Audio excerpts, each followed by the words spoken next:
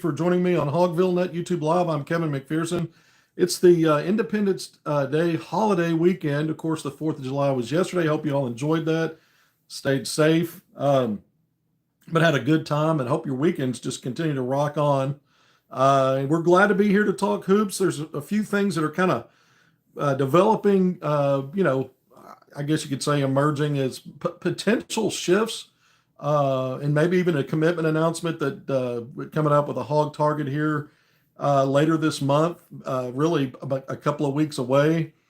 Sort of stuff that's just kind of emerged in the last few days in terms of, maybe some things we need to talk about. And then, of course, Team USA with 4 Arkansas Razorbacks recruiting targets will advance to play in the FIBA U19 World Cup title game against Germany, who has a player that we've talked about. That the Arkansas coaching staff's been recruiting for years. So we're going to talk about that game, which will play tomorrow, Sunday, which will be a big one. Team USA is actually in the semifinals right now as we speak, getting close to finishing out the third quarter against New Zealand in the semifinals, but Team USA will advance. They're up 38 points. They've been in control of this game and have doubled up New Zealand in scoring most of the game. So this is almost over. Team USA will play Germany, but we got multiple things to talk about. And I'm also going to bring up a couple of names, international players that make sense to me based on a few factors for what Arkansas might be looking to do if they want to get an international player to round out the top 15, the 15-man roster for the upcoming season. So we've got a little schedule stuff to talk about that impacts the upcoming season.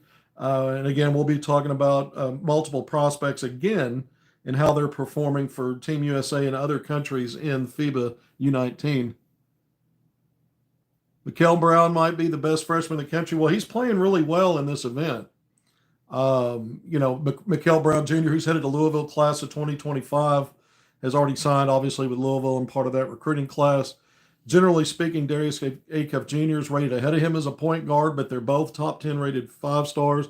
And Mikael Brown Jr. has made his case. He's arguably the best, for certainty, to me, he looks like the best 3-level scorer for Team USA because he gets hot, he can shoot threes. He's got a decent, nice little mid-range game, and he can have some tough finishes. He's kind of a frail build at 6'4", good length, tough kid, good facilitator. He's making his case as one of the top players, but he was already a top player coming into this event, this FIBA U19. Let's not forget, last summer, it was Darius Acuff Jr. leading Team USA in U19 play. He was the MVP of a gold medal run, an undefeated gold medal run, which this team is also on. Granted, that wasn't the World Cup. It was one of those regional or I don't know how they break it up with FIBA all the time, but it was a different group of teams, not the total field that you have here, but then Team USA is not playing the entire field. But they are unbeaten through 5 games today. I'll make it 6 in a row as they head in again to the finals tomorrow to face Germany, which is also undefeated. Got several college players from the U.S. and a player that maybe Arkansas is going to pursue here to round out this class of 2025 roster. All right, so we're going to get into everything. We're nearly 4 minutes in already. Thank you for joining me on HogvilleNET YouTube Live. Let's discuss the fact that class of 2026, let's start with this. Jason Crow Jr., he's been a player that Arkansas, I'll say when Arkansas casted a net of 15 to 16 players so far and who they've really spent time evaluating. I was there in Memphis for the Nike EYBL first live eval session in mid-May when John Calipari and Chin Coleman were there, and they were courtside every game for the Oakland Soldiers. Well, it was Jason Crow Jr. and his teammate Tyron Stokes who are for that team that Arkansas coaches are focused on and focused on both players to some extent. Haven't heard as much about Arkansas's involvement otherwise with Jason Crow Jr. as you have some of these other players who Arkansas continues to make a point to see, including sending staffer assistant coach Chuck Martin over to Switzerland for the FIBA play to see Tyron Stokes, Jordan Smith Jr., who's been a high priority for Arkansas. Both of those players have indicated that they will visit Arkansas. Smith, a more specific timeline in terms of, he says it'll be after Peach Jam. Tyron Stokes, it's just kind of out there in the ether when that might be, if it happens. And a couple other players over there, Brandon McCoy Jr. and Caleb Holt, obviously. But if you look at backcourt players, all of those guys fit the bill. Even Tyron Stokes is a 1 through 3 combo he can play multiple positions, but he's good with the ball in his hands. He just had a triple double 2 games ago over there at FIBA. But Jason Crow Jr., 6'3" guard out of Inglewood, California. He's in that crop of top 10 5-star rated guards. He's 4th ranked according to ESPN overall prospect. And apparently his birthday is July 18th. I put a tweet out a few days ago. We were hearing that there was talk around some of the national college basketball recruiting analysts, and I was having conversations with some of those folks behind the scenes. And so I just kind of retweeted a thing where, if this is true that he's going to go ahead and commit on his birthday, it went from, if it's true, to Joe Tipton with On3 Sports over this holiday weekend, has put out a tweet saying he is going to announce his commitment on July 18th. What's interesting is he's taken no official visits. And there's been rumor and scuttlebutt that he's headed to Kentucky because of the relationship with his dad and one of the Kentucky assistant Coach Hart over there. And then you've got, he's been on the campuses unofficially over there in the LA, Los Angeles area, to both Southern Cal and UCLA. There was some smoke that when this started circulating that maybe it was another West Coast team, Oregon, that plays now in the Big Ten. We know that. And then the new popular name floating around is Texas somehow. And so I don't think it's Arkansas. I don't. I guess stranger things have happened in terms of, something just kind of jumping up and biting you. I think Arkansas's drilled down outside of landing that big commitment from a wing from J.J. Andrews, 6'7" wing out of Little Rock Christian Academy. 12th overall player, by the way, at ESPN, as we talked about yesterday, a 5-star now again. He's always been a 5-star. Let's not go down that rabbit hole again. We know what it is. But to me, this would be a surprise. I think Arkansas has really drilled down on Jordan Smith Jr. Positionally, very similar, completely different games, though. Jason Crow Jr. is a bucket. This guy's got incredible, I'm using the word incredible, scoring craft. When you look at his three-point shooting, the way he gets into shots, little mid-range. I mean, he's just a scorer. Jordan Smith Jr. is arguably the best two-way player in that class. Remember, 2025, we made the point that it was the combo forward who's heading to North Carolina, Caleb Wilson, was the number one two-way player in the country. And now, we look at 2026. I think it's Jordan Smith Jr. at 6'3". He started again today in a game where you're blowing out the other opponent. The scoring's kind of spread out. But the last I looked, I saw him hit a 3, drove and got fouled, got to the foul line, made both foul shots. He had 7 points and 3 rebounds when I left that game.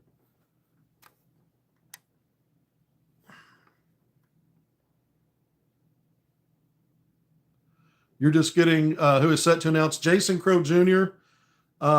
Larry, this is for Larry because he's just tuning in. Jason Crow Jr., 5-star, 4th rated by ESPN, 6'3" guard out of Los Angeles area, Inglewood. So you're looking at a guy that's taken no official visits. He's been on some campuses again, USC, UCLA, who knows where else.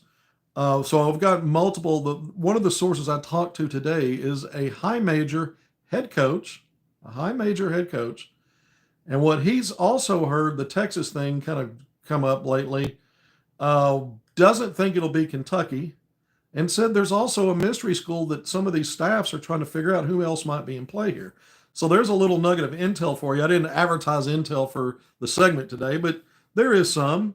And, we'll see what happens. But again, I don't think it's Arkansas. I think Arkansas, I just don't think it is. It would be a situation where did Arkansas somehow sneak a player like that onto campus for an unofficial visit or an official visit that nobody knows about and it's about to head the Razorbacks' way? It'd have to be something like that. Someone's throwing a bag at this dude because, again, there's been no official visit. So it must be something that's too good to be true, and there's no time to visit before his birthday. Because a lot of the eval stuff is going on through July, and there's also some dead period stuff. More of that'll be in August. About 16 days in August will be dead period. But again, I don't know why this is happening other than it's his birthday, but it's unusual, especially for high caliber guys, to do something like this unless they've been on the campus. And maybe he has, wherever he's going to announce for, maybe he's already been on their campus. It just wasn't official. All right, 10 minutes in. Thank you for joining me on HogvilleNET YouTube Live. Look, if Arkansas were getting Jason Crow Jr., it might mean they weren't getting Jordan Smith Jr. But they're both, I mean, Jordan Smith Jr. is ranked third by ESPN, Crow fourth, and they're two different kinds of players. I mean, I was mentioning some of the stats even today for Jordan Smith Jr. If he ends up in double figure scoring, it's game 6 for Team USA. He didn't score double figures the first 3 games. It would mean the last 3 games he did. And even if he stays on the 7 points he had when I came on here before the fourth quarter, he's averaging double figures the last 3 games. But what I always say about him is don't look at the scoring necessarily with him. It's about the other stuff. The dude continues just to be a demon on defense, gets deflections, gets blocks, gets steals, takes on contact at 6'2", he's got plus arm length. He's explosive. He's strong. And I keep making the comparison to Cason Wallace. You can't go wrong there. And we know Cason Wallace played for Cal. If I'm selling that guy, I'm saying, look, we see we see another path for you, and you being a lottery pick in a year's time as a one and done, and being and automatically. I mean, Cason Wallace wasn't just a lottery pick. Some of those guys, it takes a while to develop. In year 2, he is a big factor and a big force in what Oklahoma City did this year, running it all the way to an NBA title. I say this immediately. I said Jordan Smith Jr., you get him as a freshman, he's one of those guys like J.J. Andrews. They're plug and play immediately. You don't have as much to worry about with those guys translating to the next level or how long it might take. Not that they're going to be perfect right away, but they're so tough and so physical and so strong and so good on the defensive end. That's kind of what gets you on the court, and it's hard to take you off if you're checking all those boxes. So Jason Crow Jr., while he may not have all the physical attributes as a Jordan Smith Jr., he is a mighty talented dude. And because of his ability to score, he's going to be plug and play forever, whoever gets him. Again, a top 5 rated 5-star. Let's see where that goes. All right, let's shift over now to some scheduling stuff. I brought this up exactly 1 week ago today, Saturday, June 28th. We talked a lot about the FIBA stuff that was just getting underway, the fact that Chuck Martin, Arkansas staff, assistant coach, was in Switzerland to attend that. And we were really getting into that talk, and we followed it up with some scheduling stuff. You know, hearing some smoke about maybe Arkansas Gonzaga, whether that is a multi-year series and there's neutral site games or an exhibition charity game.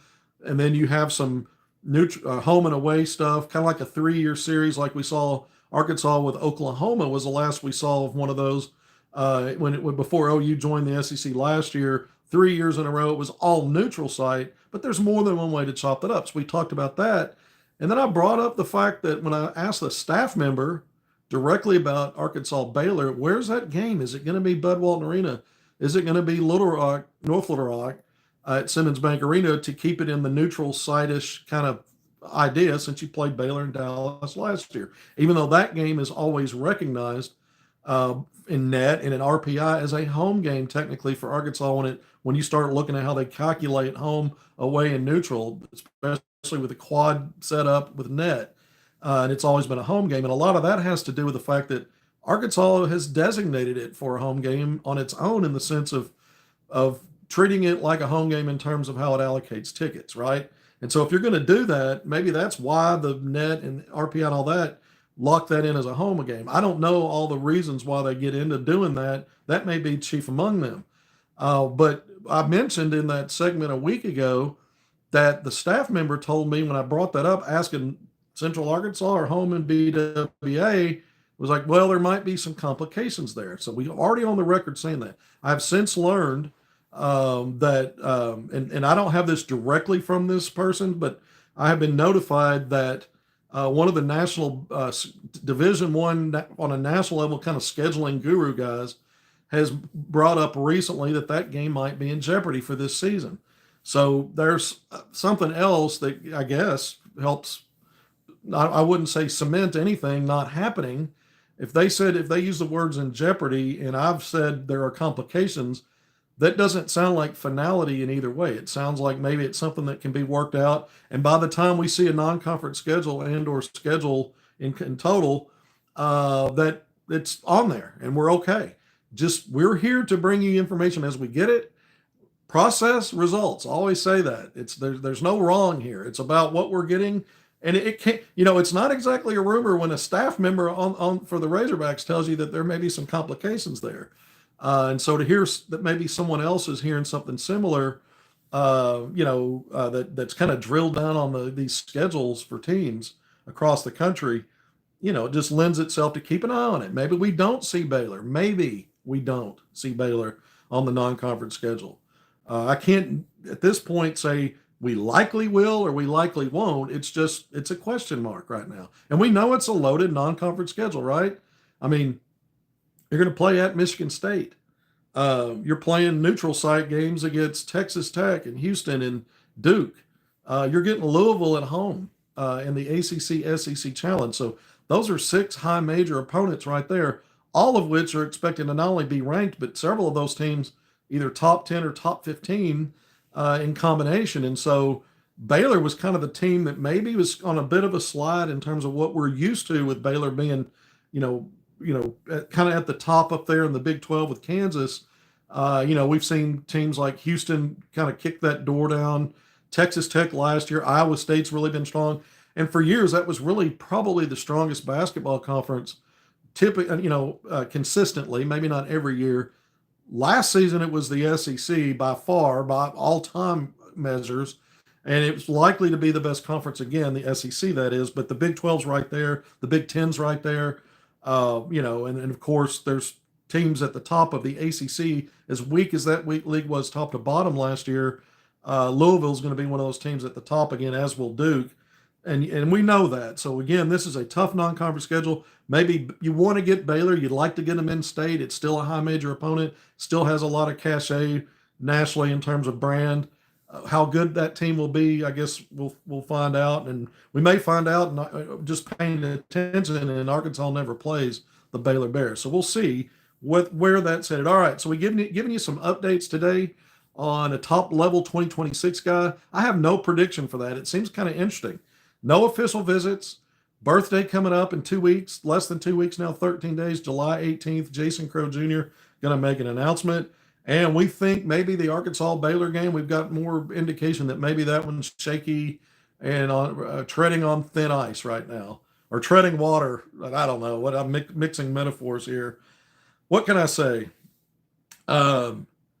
We planned on coming on much earlier today. We were going to do I think I was going to do a 6 o'clock or 6:05, and then I bumped it and I had to bump it again. So some other stuff going on that's caused me to shift gears. So if any of you were expecting me to come on earlier, this is when we got on, and we're glad you're here if you're here, and hopefully those that check it out later forgive me because I hope nobody set their alarms to get up and watch it earlier, because I did,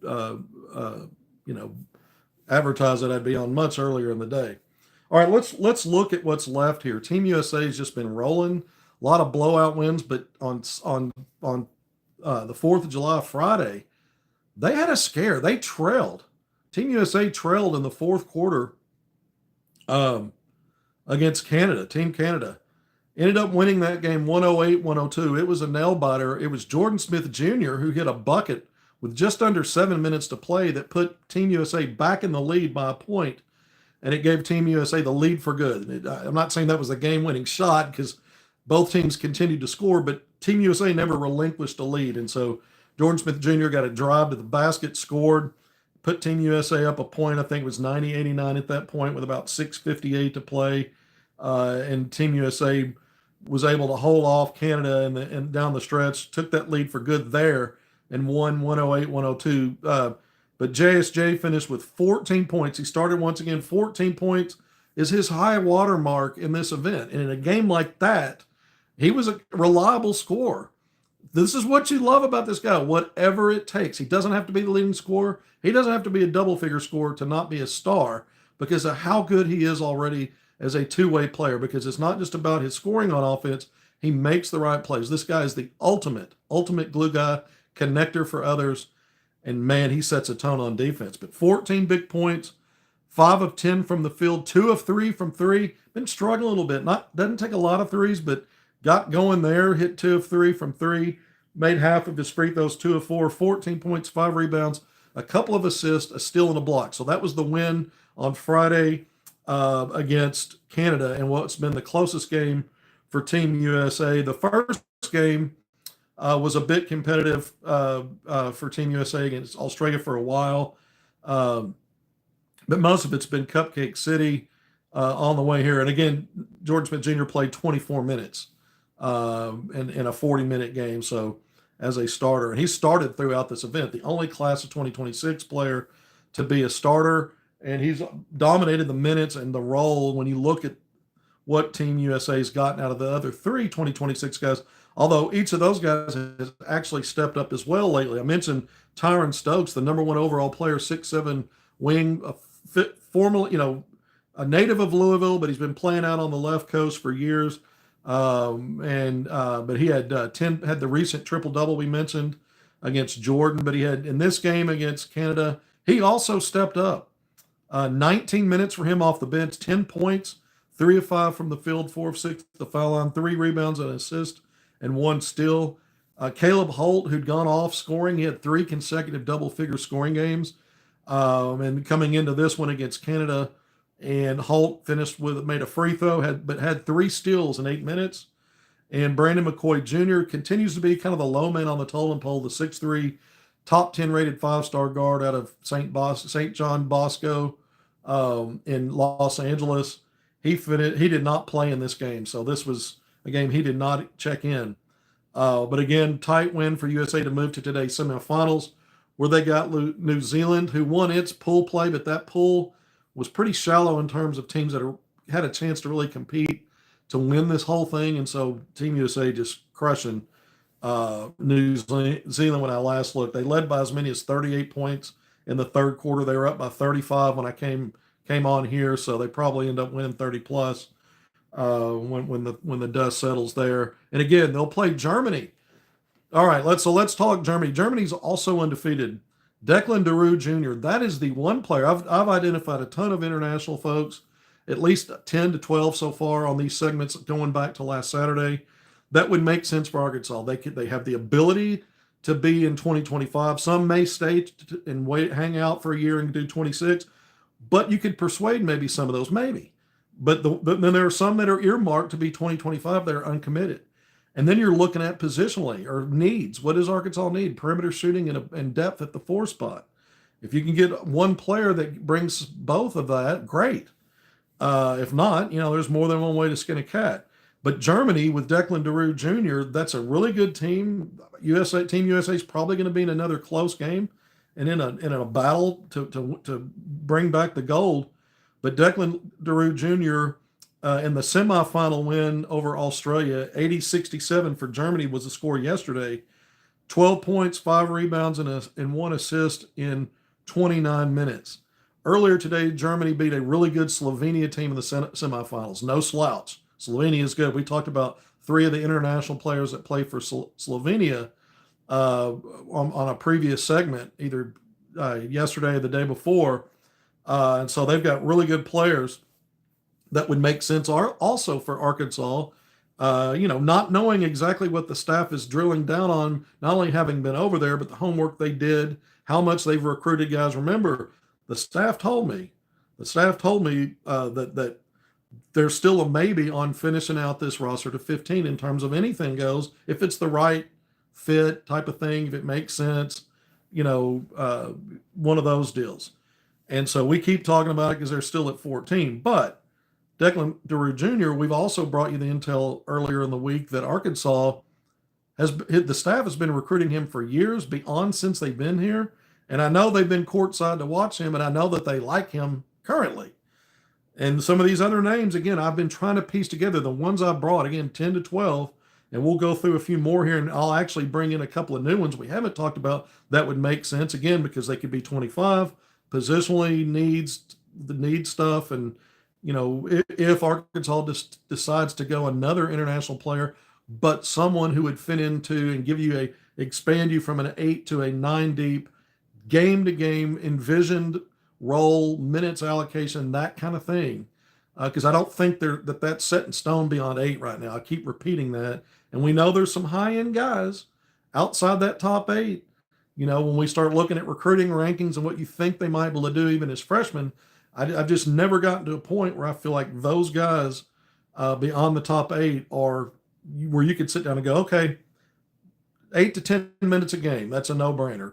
12 to 15 minutes a game, no-brainer. It's just not there yet. It might end up being that way. We don't see it, and we see that open roster spot, and we know that's intentional. So we're still thinking maybe one of these guys. But Declan DeRue Jr.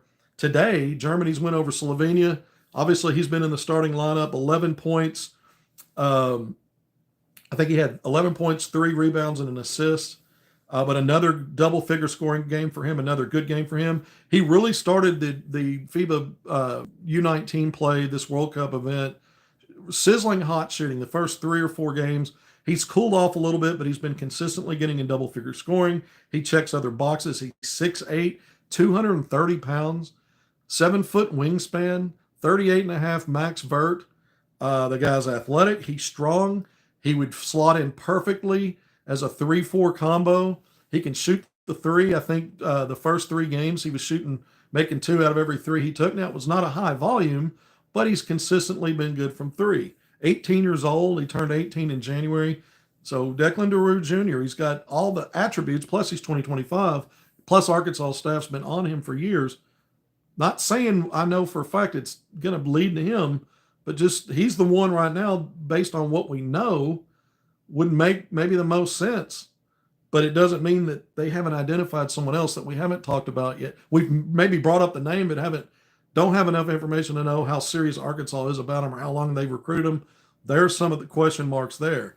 Gotten some feedback on some of the players that Arkansas has kept an eye on and that they like.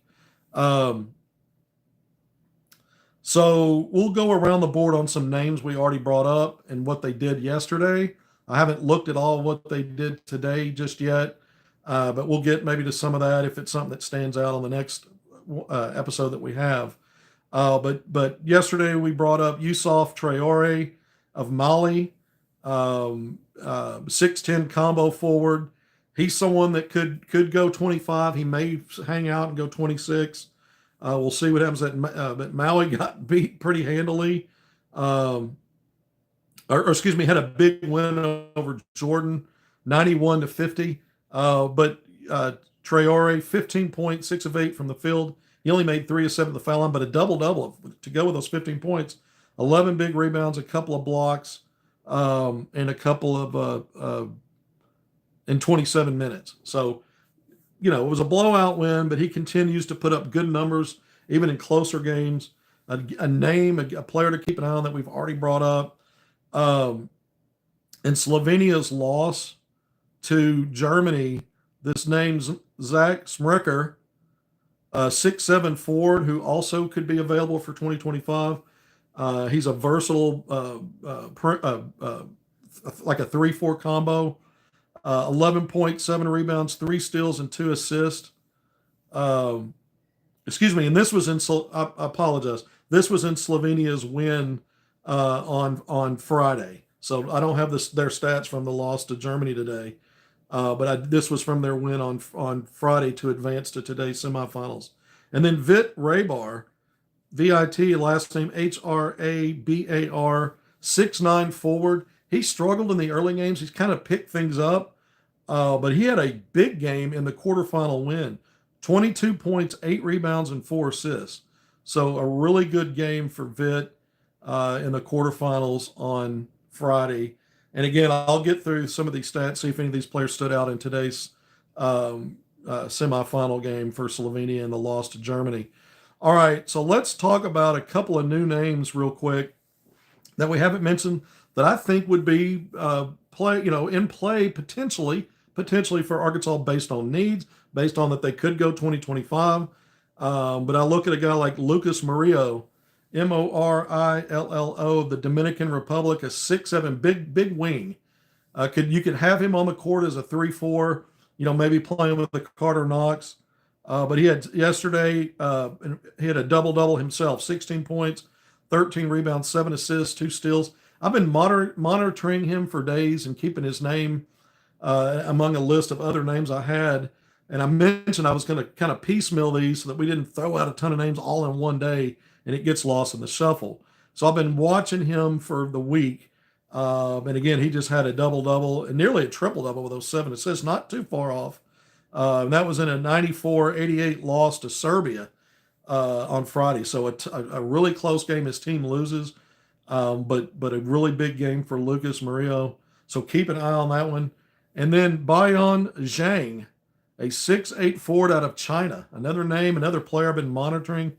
And he had yesterday, he had a 17-point outing, 8 of 16 from the field, 6 rebounds, 3 steals, and 2 assists. And that was also in a loss, a 9-point loss to France. But another name that would make sense. He could go to class of 2025.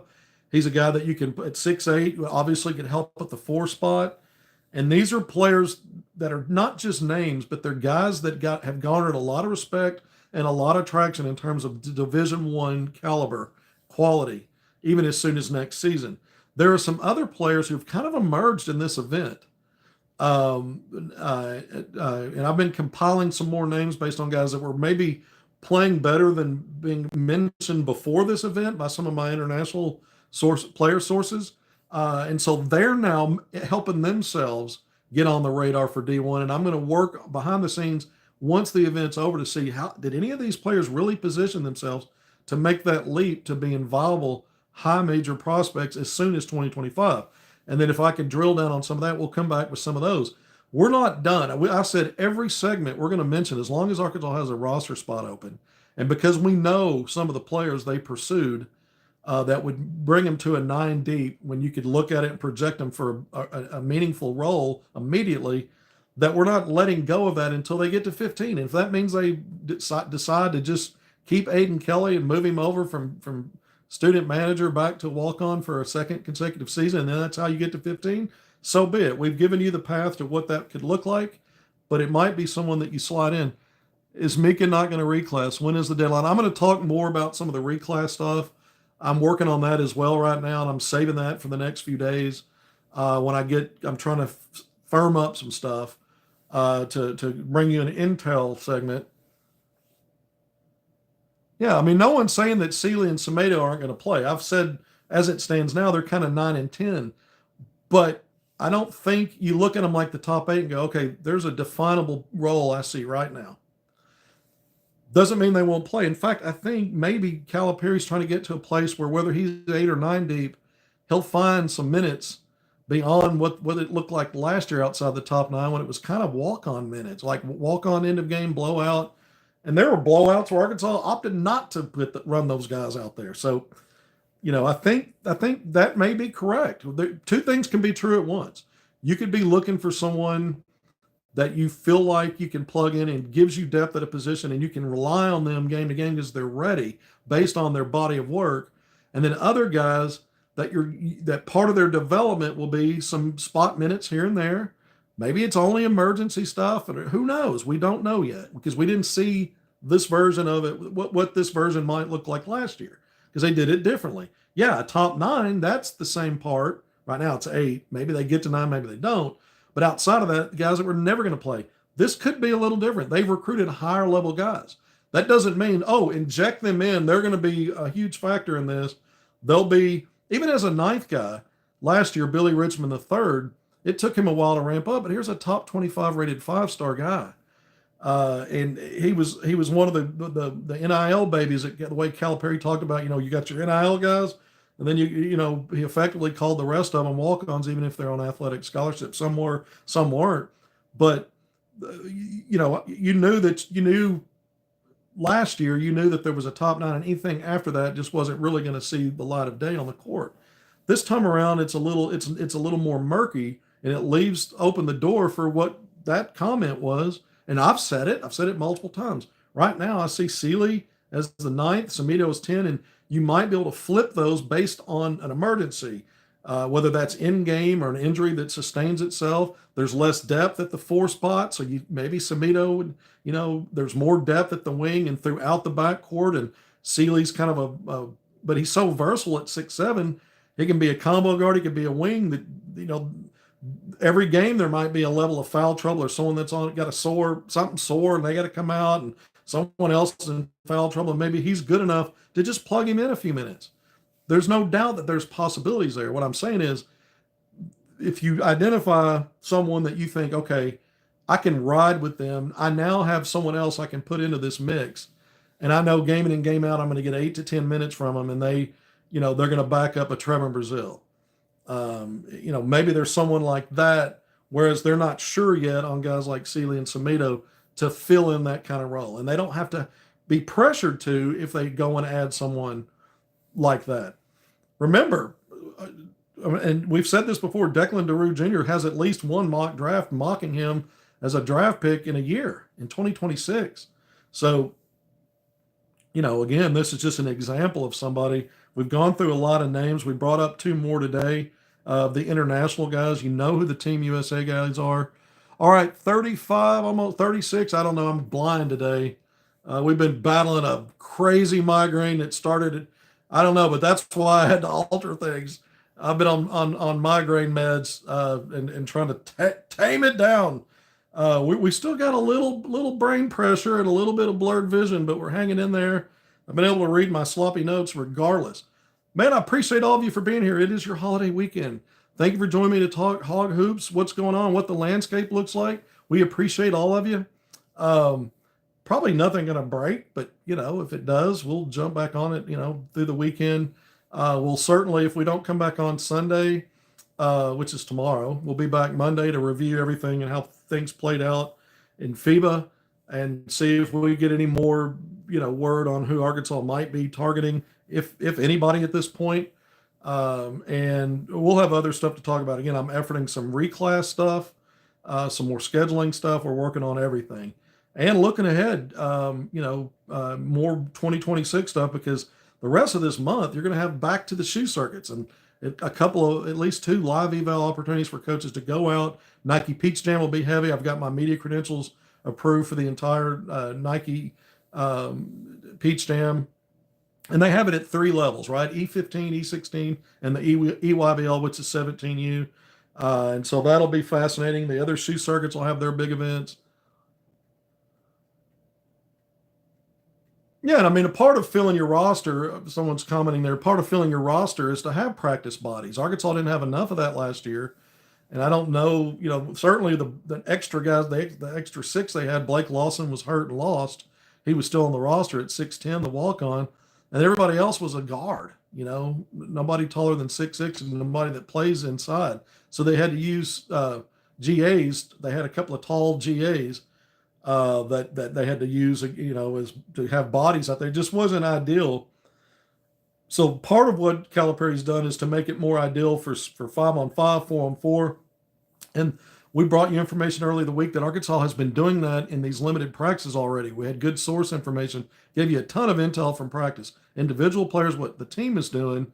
And, you're able to do that better when you have the bodies to do it and you're not suffering injuries. You hope there's not anything serious going on. There's always bumps and bruises and things that are nagging. I love the comments.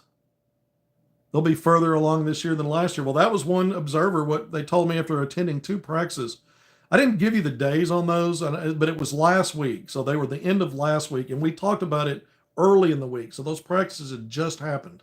They had just happened because when we brought it up, now we're a few days beyond that. So it's been about a week since this observer coach was in the practice performance center, a couple of days, not just one. So it was good feedback and good to hear that they're already working on installing some team stuff and really going through it.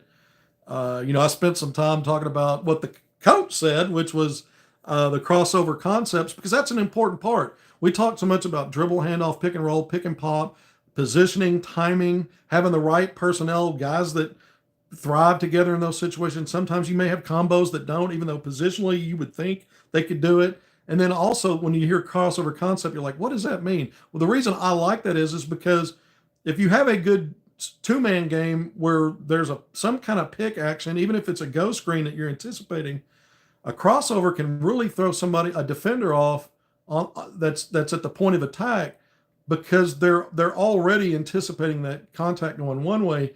You cross them up, and so I can see why a staff would have preferences about when you do that, how you time it up, how you set guys up, because they want to maximize every advantage they can, and they don't want a crossover isn't just a crossover like you think in the playground or in a transition situation. Sometimes you want to you want to scheme some of that stuff. It's actually part of what you do. Um, same with the cats on a wing and a rip through left or right. And a lot of that goes into the scouting reports on the other team. Who are they defending? It's the matchup. How do they, are they weak against the drive? Will they bite if you lean one way and then rip and go the other? I mean, all that stuff plays into it. But I like that they're going through all of these things now. Last year, it sounded like it was individual development, and so you could still focus on some of that stuff on a smaller scale. So if you can build the broader picture and work on some of the individual stuff now, kudos to the staff. To me, this is a team that doesn't have a ton of weaknesses aside from, again, depth question mark at the 4. And then that gives you an overall depth question mark because we saw what happened last year with a definitive top 9. Right now, I think it's still a definitive top 8. So do you feel that?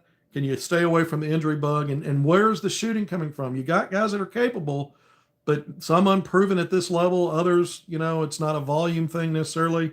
And you're technically the highest percentage guys and the guys you were more comfortable taking shots. From 3, most of those guys are gone off last year's team.